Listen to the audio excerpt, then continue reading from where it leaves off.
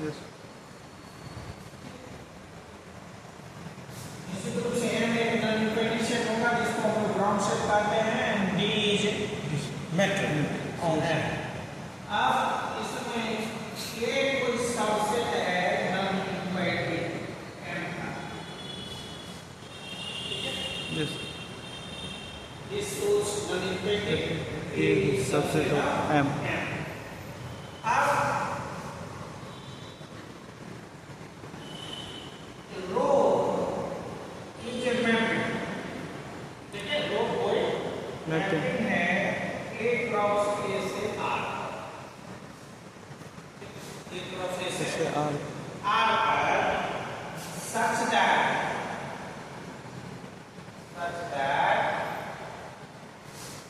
rho x y equal to dx y or all x y belongs to A। अगर x y A का element है, ठीक है, तो निश्चित रूप से M का भी एलिमेंट होगा। Yes sir M belong to dx y तो बनेगा ही बनेगा। तो कहता है एक मैट्रिक्स इस प्रकार से है कि rho x y equal to dx y। Rho कैसे डिफाइंड है? A से R पर, A क्रॉस A से R पर, उसका यहाँ फॉर्मूला दिया है, यस ठीक है। तो कहता है क्या कि रो भी एक मैट्रिक होगा। अभी रो मैट्रिक नहीं है, वो तो कंडीशन फुलफिल करेगा तब होगा। यस सर तो कहता है अगर इस तरह से कनेक्ट है, तो यस अगर इस तरह से कनेक्टेड है कनेक्ट है, then rho is a metric, rho is a metric metric on A। एक मिनट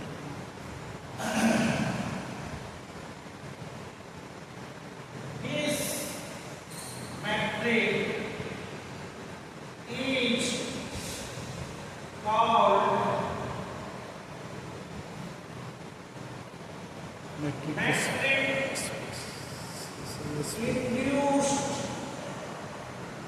by B। कोई भी induced मैट्रिक जो होता है वो किसी दूसरे मैट्रिक के द्वारा होता है, समझ में आ रही है? सो ये रो जो मैट्रिक बना है वो डी के उसमें किस मैट्रिक का रोल है? डी D का, यस क्योंकि अभी ये मैट्रिक D ही है, समझ में आ रही है? यस सर इक्वल कहता है रो होगा, तो वेरीफाई करेंगे, रो भी मैट्रिक होगा, लेकिन ये किसके कारण से हो रहा है? डी के कारण D के कारण। Yes So this is a metric, induced metric by D D। अब अगर रो मैट्रिक हो गया और किस पर हुआ? A ए पर यहाँ तो पर A रो आपका मैट्रिक स्पेस भी स्पेस होगा।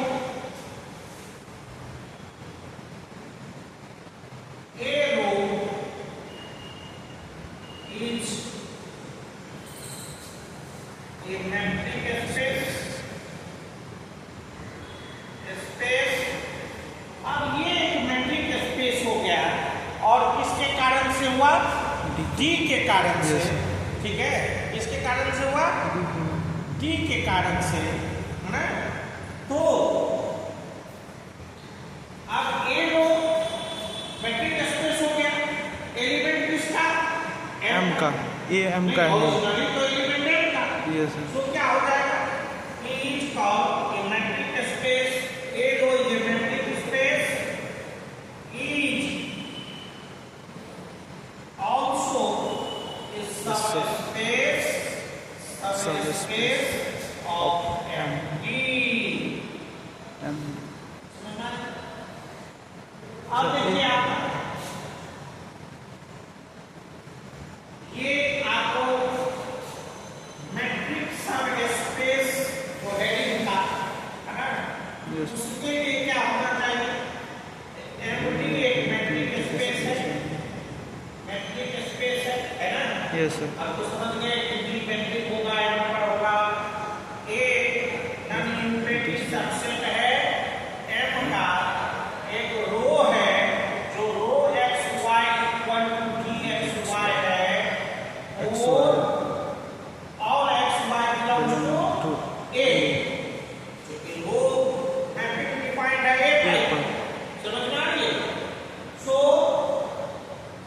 therefore a row is Metric subspace. subspace of metric space MD। जैसे यहाँ ए का एलिमेंट होगा वही मैट्रिक सब स्पेस कहलाएगा। ए का एलिमेंट नहीं, सेट सेट ए, ए। उसके साथ ये रो जो मैट्रिक है वो कैसे डिफाइंड है, ऐसे, ठीक है ना। अब यहाँ बात होती है, ये तो डिफिनेशन का दिया कि rho x Y equal to D x y है और all x y belongs to A है और all x y belongs to M रखा।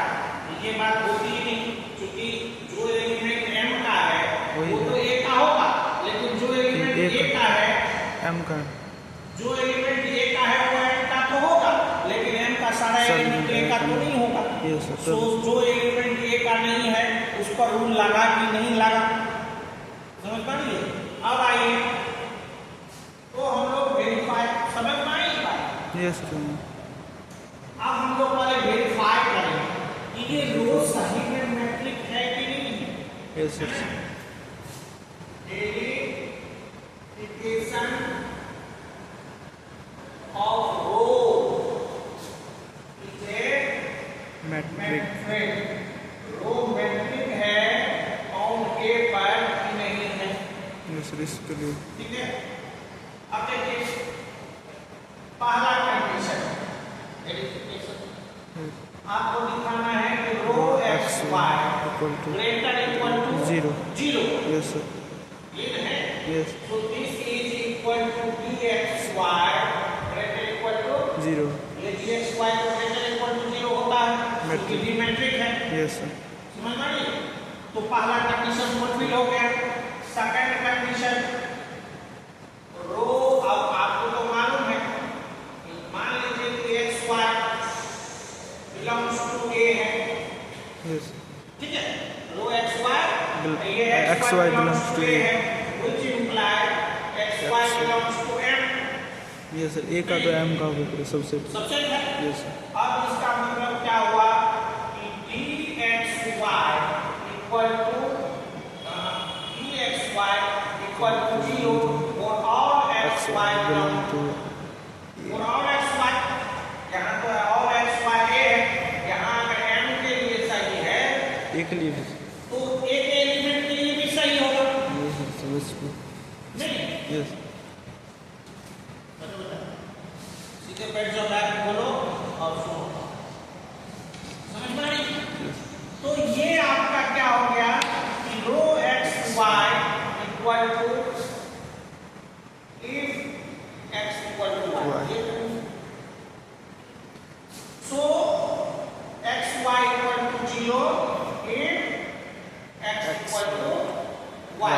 Second condition, yes sir. Third condition. Third condition आपको मालूम है dxy equal to dyx yes sir, symmetric. और metric space MD। Yes.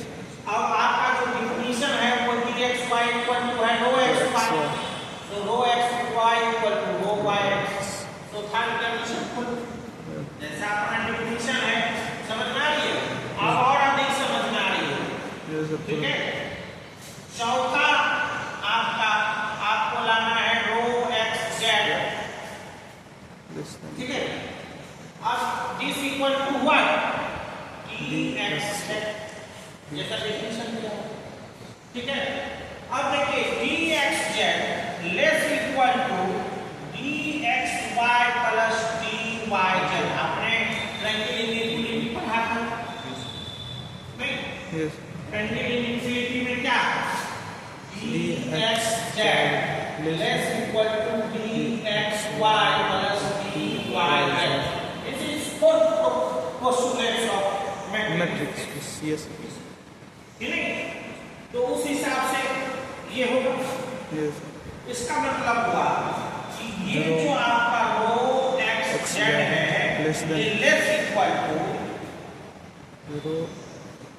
अब यहाँ आ जाइए, इसके बदले में आप रो एक्स वाई लिख सकते हैं, यस। और इसके बदले में आप वाई जेड रो वाई जेड लिख सकते हैं एज रो डिफाइन। यस तो आपका इनपुट कंडीशन फुल फुलफिल हो गया, therefore rho is a matrix of sub A. तो सुनो बेटा, हम लोग कल मैट्रिक्स पढ़े थे, होमवर्क तुम कंप्लीट करके लाए हो, तुम भी पूछे थे होमवर्क क्या है। सो मैट्रिक्स सब space, yes new topic is matrix. कल वाला वीडियो अपलोड हुआ था? कहाँ देखे सर? नहीं देखे। नहीं देखे। अच्छा, ये देखिए कि मैट्रिक्स सब स्पेस, हमने कहा कि एम्प्टी एक मैट्रिक स्पेस ले लो। यस तो M क्या होगा? Non implicit. D क्या होगा? D matrix defined on D M। M उसमें M का एक नॉन इम्प्लीसिट सबसेट ले लेंगे। इसमें समझ में आ गई होगी, A is non implicit subset of M। इतना बात भाषा में लिखेंगे उससे अच्छा होगा, ये गणितीय भाषा में आप ऐसे लिखें। अब रो, एक हम लोग मैपिंग लिए रो, ठीक है, और वो किस सेट पर डिफाइंड होगा? A cross A, yes sir है ना? A क्रॉस A से R पर वो डिफाइंड है, मैपिंग है। लेकिन डिफिनेशन क्या है उसका? कैसा वो इमेज बनाएगा? तो rho x Y equal to D x y, x y का इमेज वही बनाएगा जो डी बनाता है, यस ठीक है। तो कहता है कि रो भी एक मैट्रिक होगा, रो भी एक मैट्रिक होगा मैट्रिक होगा, लेकिन किस पर होगा? ए पर, क्योंकि ये किस सेट पर डिफाइंड है? एक एलिमेंट के साथ, नहीं? और तब ये जो मैट्रिक होगा रो, वो कहलाएगा metric induced by D, metric induced by D. किसके बदौलत ये आया? रो ये किसके बदौलत आया? रो डी के बदौलत। यस सर रो जो मैट्रिक हुआ है वो डी पर डिफाइन वो इस कनेक्शन के द्वारा हुआ, कि नहीं? अगर डी मैट्रिक है, एमडी मैट्रिक स्पेस है, और ये कंडीशन सही है, ये कंडीशन लागू हो, तब कहता है रो मैट्रिक होगा। समझ मानिए, तब रो कहता है कैसे होगा वो बात की बात है। रो मैट्रिक होगा, और रो कैसा मैट्रिक होगा? Metric induced by D. पहले वाला जो ओरिजिनल मैट्रिक है डी, समझ में आ रही है? तो इंड्यूस्ड बाय, अब रो हो गया मैट्रिक। जैसे भी हो, बहुत माथा पच्ची नहीं करना है, तुम्हारा जो संशय है वो बगल में लिखा हुआ, समझ में आ रही है? अभी इतना पर समझना है कि अगर रो मैट्रिक हो गया, होगा लोग देखेंगे, तो ये रो इंड्यूस्ड मैट्रिक हो गया, यस और एक समझ में नहीं? और ए रो का तो मैट्रिक स्पेस हो, यस और ये ए रो जो मैट्रिक स्पेस ही अगर मैट्रिक हो जाता है एम पर, तो एम डी मैट्रिक स्पेस होता है ना। तो रो अगर मैट्रिक हो गया तो ए रो मैट्रिक स्पेस होगा ना। तो ए रो हो गया मैट्रिक स्पेस, और तब ये जो मैट्रिक स्पेस है वो ए रो है सबसे, ये सबसे किसका? M एम का। का। इसलिए ये मैट्रिक सब स्पेस कहलाएगा एम डी का। समझ में आ रही है? अब बात उठती है, सर आपने कहा ये रो का डिफिनीशन ये है। डिफिनीशन का मतलब हुआ, यहाँ देखो, किसी भी फंक्शन का डिफिनीशन का मतलब हुआ कि एक ऐसा फॉर्मूला दीजिए, एक ऐसा फॉर्मूला दीजिए जो उस मैपिंग के तहत किसी भी एलिमेंट का इमेज कैसा बनेगा वो शो करे, ठीक है, वो बताए। तो क्या हो जाएगा? Function function. यस फंक्शन का ये डिफिनीशन। तो यहाँ रो कैसे डिफाइंड हुआ? तो rho x Y equal to t x. समझ में आ रही है? अब ये रो मैट्रिक्स सही में होगा, ये तो डिफिनीशन में कह रहा होगा, कह रहा है कि रो मैट्रिक होगा। लेकिन हम लोग तो पहले, हम लोग जो प्रॉपर्टी पढ़े हैं किसी मैपिंग के बारे में, जो वो आपका मैट्रिक स्पेस होगा तो चार पोस्टुलेट फॉलो करेगा तब, यस नहीं? तो उस चार का हम लोग क्या आइडेंटिफिकेशन किए कि रो कैसे मैट्रिक मेट्रिक होगा, ये वेरिफिकेशन किए हैं। So rho x Y equal to dx जैसे डेफिनेशन है, yes और डी एक्स वाई क्या होता है? Greater than equal to zero. तो रो एक्स वाई भी हो गया ग्रेटर इक्वल टू जीरो। तो पहला कंडीशन फुलफिल हो गया। yes दूसरा कंडीशन है, कोई भी एलिमेंट दो अगर हम लोग ले लें ए के लिए, तो ए का एलिमेंट तो ये एम का भी एलिमेंट है, yes वहाँ नहीं एम का भी एलिमेंट होगा। सो डी एक्स वाई बैठ जा, जितना सबसे भेंट कर लो, किसी रूम में बैठो, पढ़ा प्रमोद और की तरह साफ कर देना। जब फुर्सत लगे टेबल पर बहुत गंदा कर देना। So d x Y equal to 0। ये तो होता ही तब जब x इक्वल टू वाई। अब डी एक्स वाई से ही रो एक्स वाई इक्वल ही है, तो इसके बदले में हमने रो एक्स वाई लिख दिया। कंडीशन कैसे लागू होगा जब x इक्वल टू वाई? तो ये सेकंड कंडीशन फुलफिल हो गया। थर्ड कंडीशन आपका है D x Y equal to D Y X होता है ना, डी अगर मेट्रिक है तो ये होगा। अब D x Y equal to क्या है आपका कंडीशन जो है रो एक्स वाई है ना। So rho x Y equal to rho y x. So third condition fulfil. अब ट्रायंगुलरिटी थर्ड जो होगा तो उसमें जो है ना सो अभी z जो है ना सो इंट्रोड्यूस करना है, तो वो सर वो ट्रायंगुलरिटी वाला ही डॉट है। हाँ, तो ट्रायंगुलरिटी पर हम आते हैं। रो एक्स जेड ठीक है, क्या होगा? कंडीशन देखो,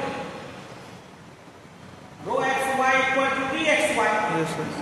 तो rho x Z equal to gx अब फोर्थ पोस्टुलेट पर चले जाओ। ट्रायंगुलर इक्विलिटी जो ओरिजिनल है वो क्या होता है? Yes, dxy plus dy होगा। यहाँ तक m वाला बात। अब तुमको पढ़ाया गया कि dxy equal to rho x अब ये रो x z है, रो x z लिखिए। dxy equal to rho xy dxy equal to rho xy। तो dxy के बदले में हमने रो xy, yes ये dyz तो dyz के बदले में रो रो y। तो आपका हो गया rho xz less equal to rho xy plus rho yz। और यही ना आपका चौथा ट्रायंगुलर इक्विलिटी है। आप कहाँ देखो तुम्हारे सामने में ये लिख बनाया है ना। अब ट्रायंगुलर इक्विलिटी में आपको क्या साबित करना है?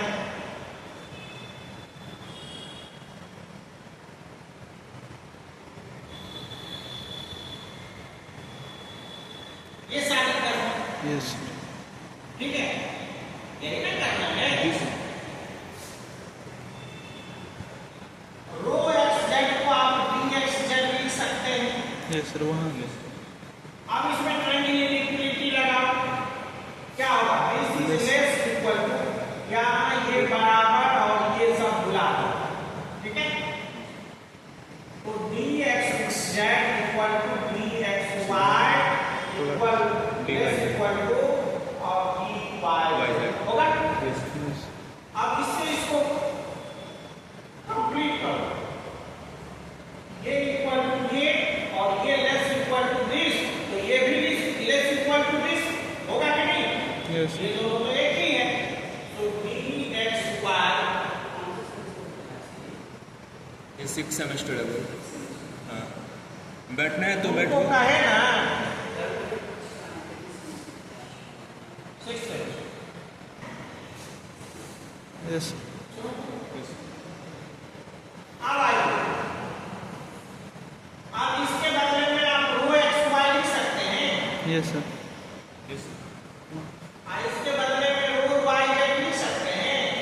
सर कॉमन सी बात है वो थोड़ा प्रूफ भी हो गया। तो हो गया। yes सर सर अब मतलब इतना हो गया तो ये क्या नाम रो है? भी मैट्रिक हो जाए।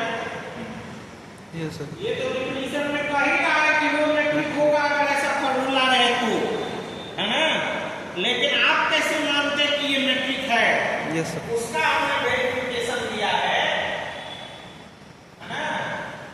आपको पूछेगा कि मैट्रिक्स सब स्पेस का डिफिनेशन दीजिए और उसे वेरीफाई करिए।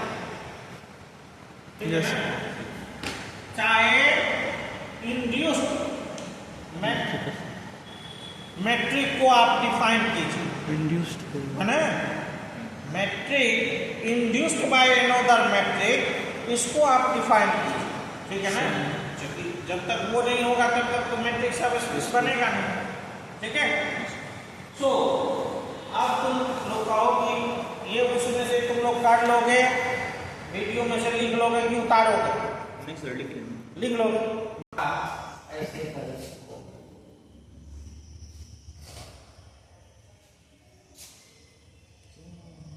given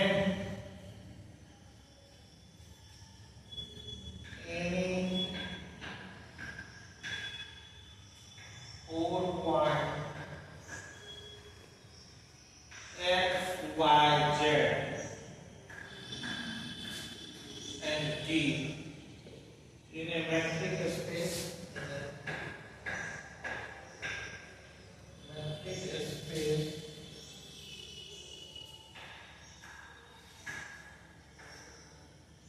MD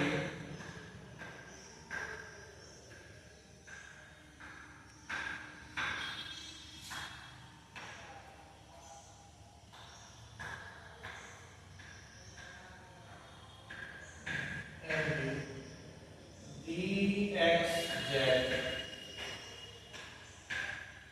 plus dyt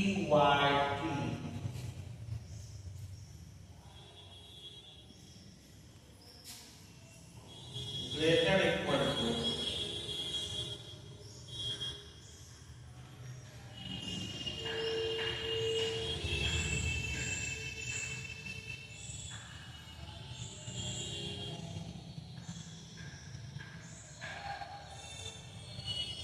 mod dxy minus dz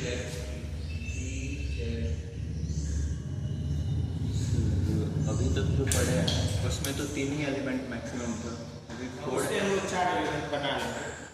element तो बहुत हो सकता है, अभी तक जो हम लोग पढ़े थे वो 3 पर था, ठीक है ना। कंडीशन 3 ही पर लागू होगा, लेकिन ये 4 आ जाएगा तो उसका भी समावेश हो जाएगा, हम लोग देखेंगे कैसे, ठीक है ना।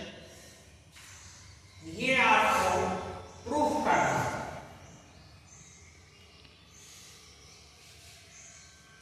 यहाँ पर भी लिखते हैं प्रूफ।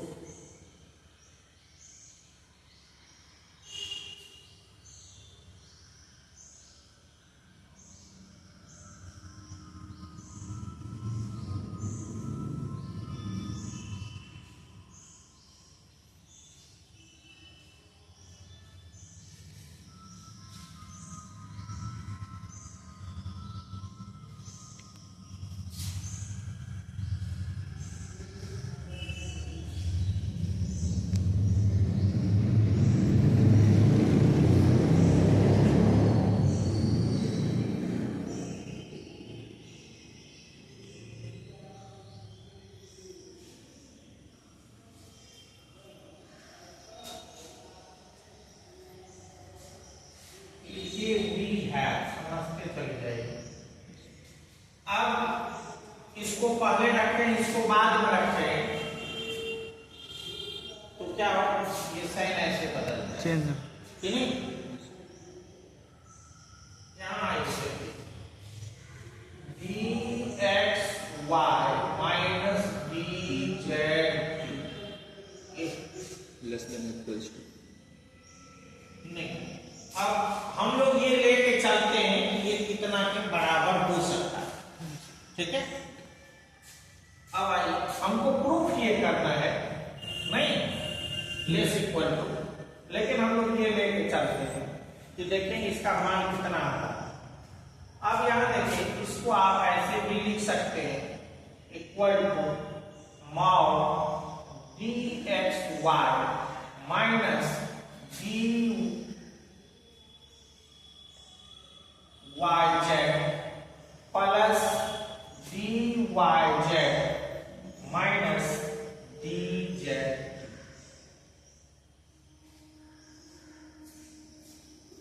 आप ये बोला जाएगा कि हमको क्या लगा, हमने यहां से शुरू किया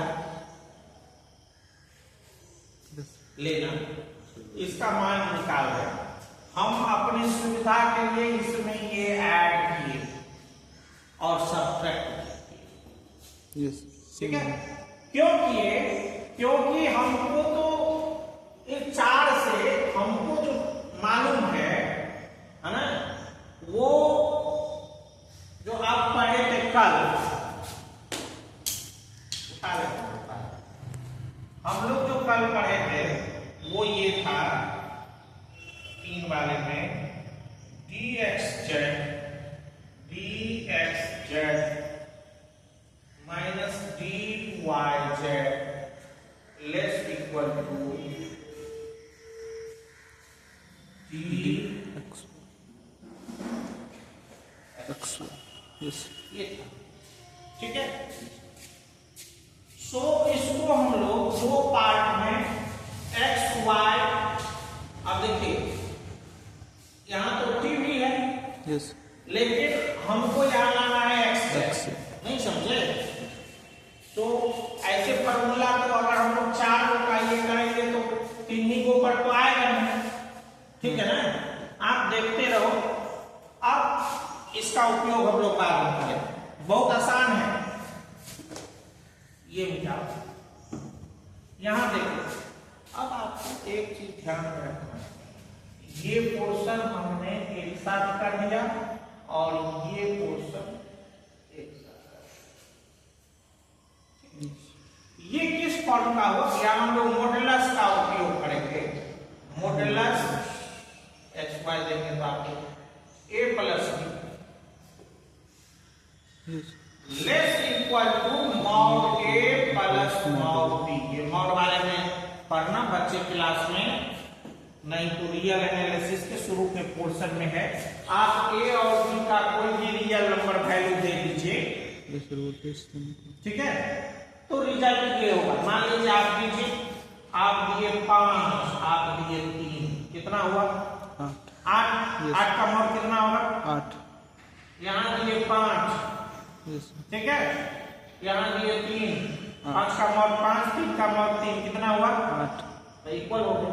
यस सर, इक्वल टू। यहाँ दिए 5, यहाँ दिए मान लो आप 5, यहाँ दिए -3, यस, मॉड कितना हुआ? इसका सर मोड 2। यहाँ दिए 5, तो 5 का मॉड 5, यहाँ दिए -3, 3, कितना हुआ रिजल्ट? 8। तो ये छोटा हो गया। यस सर, तो आपको वेरीफाई करके बताए बच्चा क्लास का, आप समझ में आई है? तो ये क्या हो जाएगा बेटा, आप देखिए, ये हो गया आपका less equal dxy minus dyz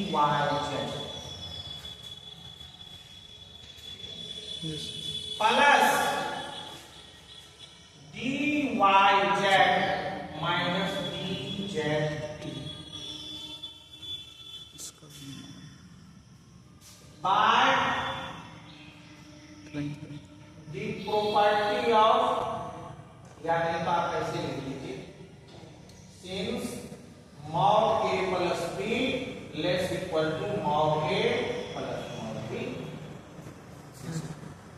ठीक,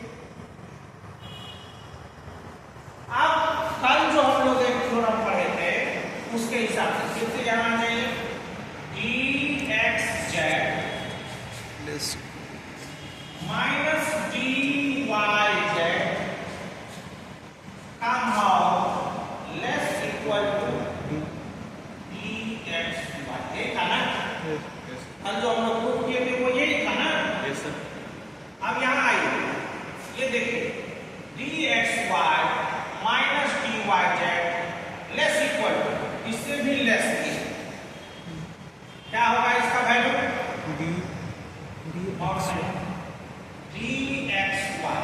यस सर होगा plus dy z minus dz t क्या होगा इसका वैल्यू डी वाई टी। अब आप कहिएगा यहाँ पर थोड़ा सुधार कर लीजिए यहाँ कहिएगा अब यहाँ देखिए x z y z ये जो दूसरा एलिमेंट है वो सेम है समझ पा रही है यहाँ से नहीं है यहाँ पहला एलिमेंट ही यहाँ दूसरे के सेम है तो आपको तो मालूम है dxy इक्वल टू dyx होता है तो उसमें आपको घबराना नहीं है यहाँ हम उसके बदले में नहीं तो आप एक स्टेप और लिख देते हैं आपको कंफ्यूजन नहीं रहेगा dxy माइनस dyz ये तो वैसे के वैसे है प्लस dyz माइनस ddz लिख सकते हैं ना यस सर उसको ठीक है आप यहां से ये फार्मूला अप्लाई करिए तो लेस इक्वल टू dxz और plus D Y T. dyt नहीं जो सेम रहता है इसको अंदर- उसको हम लोग छांट लेते हैं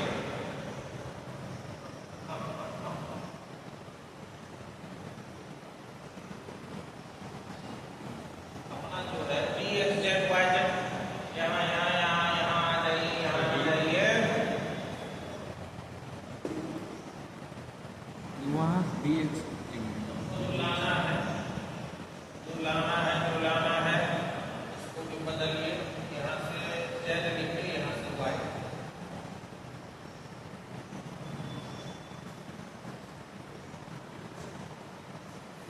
हाँ सर ठीक है ठीक है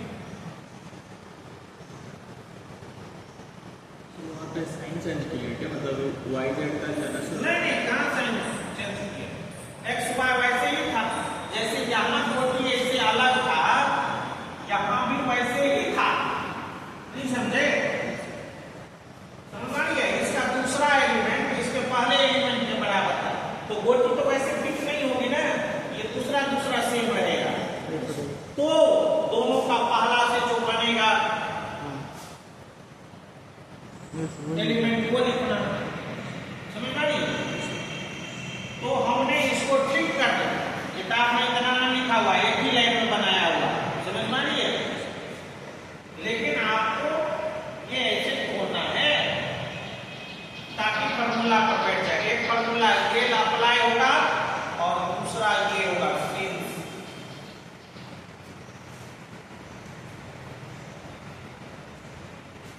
यस ठीक है देखो अब इसको उल्टा दीजिए dxz प्लस dyt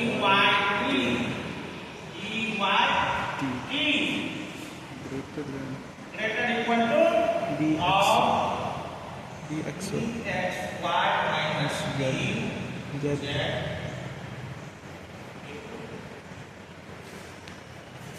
यस कहाँ दिक्कत कहीं दिक्कत है तो बोलो